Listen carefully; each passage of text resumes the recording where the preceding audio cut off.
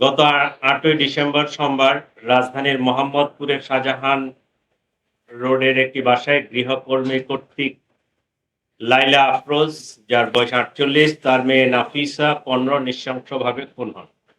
নির্মম ও বীভৎস এই ঘটনা সারা দেশে ব্যাপক চাঞ্চল্যের সৃষ্টি করে।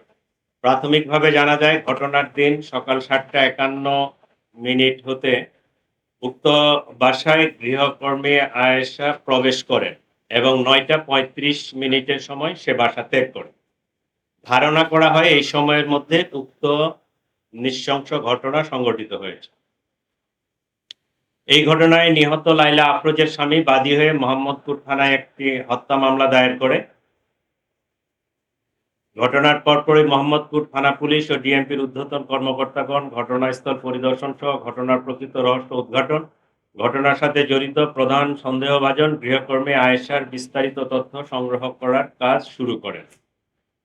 তদন্তে জানা যায়, সন্দেহভাজন গৃহকর্মী আয়েশা ঘটনার ৩ দিন পূর্বে উক্ত বাসায় গৃহকর্মীর কাজ নেয়।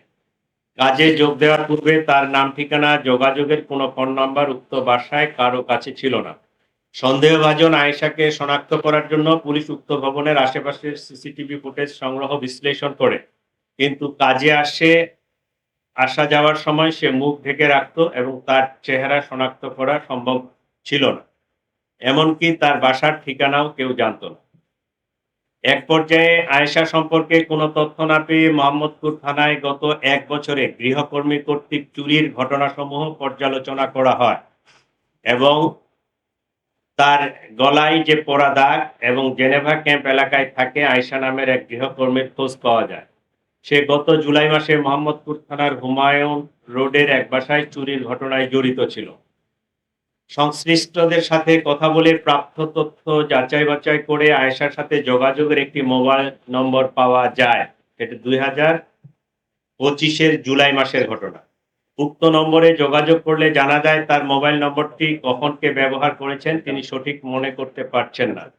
তবে কিছুদিন পূর্বে তার ফোনের ডিসপ্লে নষ্ট থাকায় রাব্বি নামের তার এক ছোট ভাইকে ঠিক করার জন্য দেয়।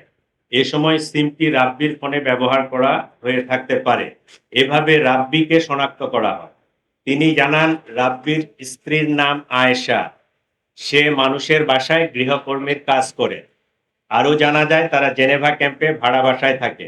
এভাবে ঘটনার ২৪ ঘন্টার মধ্যে হত্যাকারী আয়েশার পরিচয় নিশ্চিত হওয়া যায়। আয়েশাকে গ্রেফতার করার জন্য পুলিশ প্রথমে হেমায়েতপুর তার মায়ের বাসায় অভিযান পরিচালনা করে, কিন্তু তার মা জানান তারা রাত্রে বাসায় ছিল কিন্তু সকালবেলা বের হয়ে গেছে। আয়েশার মাকে নিয়ে পুলিশ রাব্বির মায়ের বাসাও যায়, কিন্তু সেখানেও তাদের পাওয়া যায়নি। তারা পুলিশকে জানায় আয়েশা ও রাব্বি বরিশালে গিয়ে থাকতে পারে। এক পর্যায়ে তাদের নিকট প্রাপ্ত তথ্য প্রযুক্তির সহায়তায় পটুয়াখালীর দুমকি থানাধীন প্রত্যন্ত নলুয়া এলাকায় অভিযান পরিচালনা করে পুলিশ, কিন্তু সেখানেও তাদের পাওয়া যায়নি। পরবর্তীতে এডিসি মোহাম্মদপুরের নেতৃত্বে থাকা পুলিশের আভিযানিক টিম ঝালকাঠি জেলার নলছিটি থানার চরকারা গ্রামে আয়েশার স্বামী রাব্বির দাদার বাড়িতে বুধবার গতকালকে ১০ই ডিসেম্বর অভিযান পরিচালনা করে এবং বেলা আনুমানিক ১২টা ৩০ সময় আয়েশা ও তার স্বামী রাব্বিকে গ্রেফতার করতে সক্ষম হন। এ সময় তাদের কক্ষ তল্লাশি করে গৃহকর্মী আয়েশা কর্তৃক চোরাইকৃত একটি ল্যাপটপ উদ্ধার করা হয়। প্রাথমিক জিজ্ঞাসাবাদে আয়েশা ঘটনার সাথে জড়িত থাকার বিষয়টি স্বীকার করেছে। একইভাবে জানা যায়, গৃহকর্মে নিয়োজিত থেকে চুরি করার অভ্যাস পূর্ব থেকেই তার ছিল।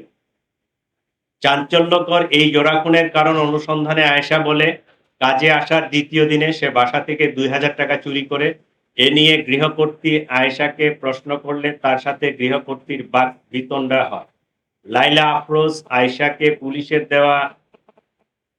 পুলিশে দেওয়ার ভয় দেখান। চতুর্থ দিন কাজে আসার সময় আয়েশা বাসা থেকে একটি সুইচ গিয়ার চাকু নিয়ে আসে।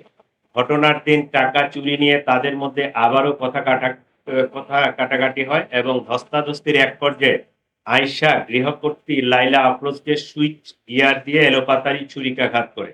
এ সময় তাদের মেয়ে নাফিসা তার মাকে বাঁচাতে এগিয়ে এলে তাকেও ছুরিকাঘাত করা হয়। ছুরিকাঘাতের ফলে অতিরিক্ত রক্তক্ষরণে মা ও মেয়ে দুজনেই মারা যান বলে প্রাথমিকভাবে প্রতীয়মান।